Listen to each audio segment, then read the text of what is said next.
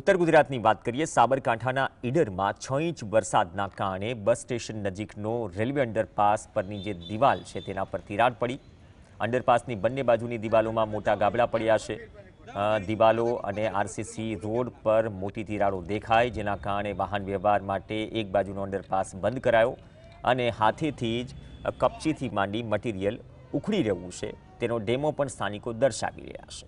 બાંધકામની ગુણવત્તા પર સવાલ છે।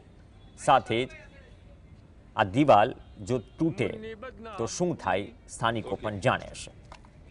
ભ્રષ્ટાચારના પોપડા ઉખડી રહ્યા છે અને તેની પાછળનું કારણ શું છે તે સરકારી તંત્ર સરકારી ભાષામાં તપાસ થશે એવું જ કહેશે। હવે જેના કારણે બાજુ રેલવે પ્રેમાઇસીસની બાજુમાં એસટીનું પ્રેમાઇસીસ છે।